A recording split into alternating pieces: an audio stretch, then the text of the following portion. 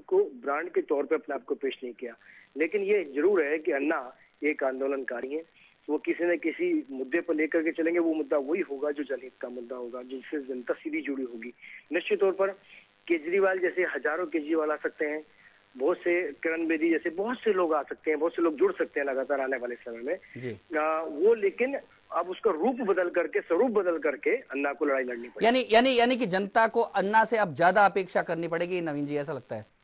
हाँ, जनता को अपेक्षा है अन्ना जैसे। धन्यवाद धन्यवाद धन्यवाद धन्यवाद नवीन जी। तो कुल मिलाकर बात यह आ रही है कि टीम अन्ना को भंग करने के बाद जहां कुछ लोग मायूस हैं, वहां ज्यादातर जनता अपेक्षा पाल रही है कि अब अन्ना पूरी तरह से मुक्त होकर अब पूरी अक्खड़ता के साथ, पूरे अपनी ऊर्जा के साथ वापस डट जाएंगे। इसीलिए मुझे लगता है कि टीम अन्ना पर जो अविश्वास लोगों का था, क्योंकि बार बार अगर निशाना साधा जा रहा था तो टीम अन्ना पे साधा जा रहा था। अब फिर आशीष, बात जो नवीन जी ने कही, मैं भी वही कहूंगा कि टीम अन्ना नाम की कोई चीज ही नहीं थी, टीम ही नहीं थी। वो वास्तव में टीम अन्ना के नाम पे कुछ लोग थे और अन्ना ने उसी जो भ्रम को खत्म करने के लिए भंग करने की घोषणा कर दी। और एक बड़ी बात और है, लगता है शायद एक बहुत बड़ी गलतफहमी जो उन लोगों को हुई कि शायद लोग उनके पीछे हैं, मुद्दा सेकंड चला गया, ये शायद एक गलतफहमी। बिल्कुल बिल्कुल ऐसा ही लगता है कि मुद्दे से ऊपर हो गए, अन्ना से ऊपर हो गए, कुल मिलाकर आंदोलन से ऊपर हो गए, जनता से ऊपर हो गए, और उन्हें ये लगने लगा कि हम इस देश के कर्ता धर्ता हैं, हम इस देश के नियंता हैं, हमारे पीछे जनता खड़ी है। लेकिन जब 10 दिन की भूख हड़ताल हुई और वहां जंतर मंतर पे बैठे अकेले अकेले जनता ने उनका साथ छोड़ दिया, तो धरातल का पता चला कि वास्तव में जमीन की बात इन लोगों को समझ आ गई। चर्चा जारी रखेंगे, फिलहाल आगे बढ़ने से पहले लेते हैं एक ब्रेक।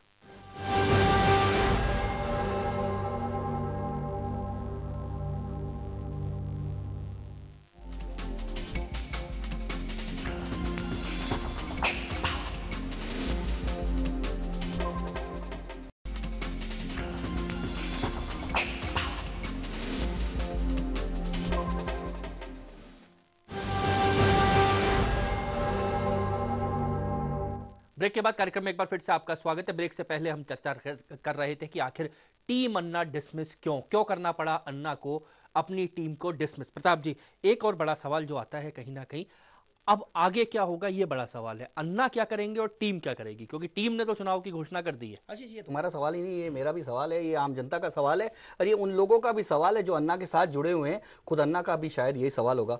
मैं अभी जोधपुर से आ रहा था तो एक टीम अन्ना के एक बहुत एक्टिव मेंबर मिल गए, तो बताने लगे कि हम लोग अब राजनीति में उतरने जा रहे हैं, अन्ना ने घोषणा कर दी है। मैंने कहा कि कैसे करेंगे राजनीति, कहाँ से आएगा पैसा? तो उन्होंने कहा कि बाबा रामदेव से अंदर खाने बात हो चुकी है और सारा पैसा लगाएंगे बाबा रामदेव और अन्ना लड़ेंगे चुनाव। तो कुल मिलाकर अन्ना की टीम के लोग भी इतने कंफ्यूज्ड हैं कि क्या करेगी अन्ना की टीम और क्या होगा राजनीतिक स्वरूप। बाबा रामदेव का नाम आपने लिया है, उनका भी हम सुनते हैं, आखिर उन्होंने क्या कहा।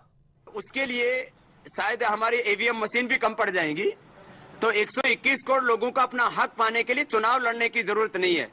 वो हक पाने का लोकतंत्र में एक एक व्यक्ति को उतना अधिकार दिया है जितना किसी राष्ट्रपति या प्रधानमंत्री को है। इसलिए हमारा कोई राजनीतिक एजेंडा नहीं है, हमारा एजेंडा है देश बचना चाहिए, लोकतंत्र बचना चाहिए, कालाधन देश को मिलना चाहिए, भ्रष्टाचार मिटना चाहिए, आगे से कालाधन जमा नहीं होना चाहिए और देश के लोगों को आर्थिक सामाजिक न्याय मिलना चाहिए। विशुद्ध रूप से यह सामाजिक और आध्यात्मिक आंदोलन और भारत की आध्यात्मिक और आर्थिक समृद्धि हमारा लक्ष्य है, उसको नैतिक धरातल पर रह करके इस लड़ाई को हम लड़ेंगे। तो देखा आपने कैसे बाबा रामदेव कह रहे हैं। प्रताप जी, बाबा रामदेव तो बिल्कुल साफ कह रहे हैं कि हर व्यक्ति अपनी समस्या के लिए चुनाव नहीं लड़ सकता, और वो जो आपने जो बात कही उस बात के बाद हमने ये सुनाया है कि उन्होंने कह दिया पैसा नहीं लगाऊंगा।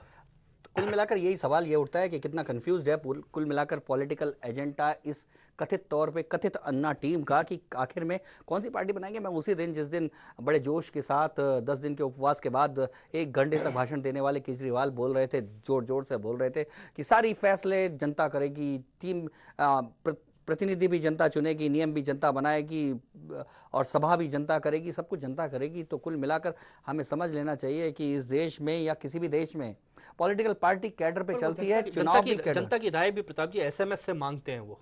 हाँ बिल्कुल, जैसे हिंदुस्तान में लोगों के पास रोटी के पैसे नहीं होते, वह एसएमएस से राय मांगी जाती है। बिल्कुल, एक एलिट क्लास जो एसएमएस में अपने खाली टाइम पे एसएमएस करके, और इससे ज्यादा एसएमएस तो किसी रियलिटी शो में आ जाते हैं। तो रियलिटी शो की तरह इस तरह से अगर देश के निर्णयों के बारे में एसएमएस के जरिए अगर राय मांगी जाती है तो फिर समझ लेना चाहिए कि टीम अन्ना कितनी गहराई में है पॉलिटिकल थॉट को लेकर और कितनी राजनीतिक रूप से गंभीर लोग हैं।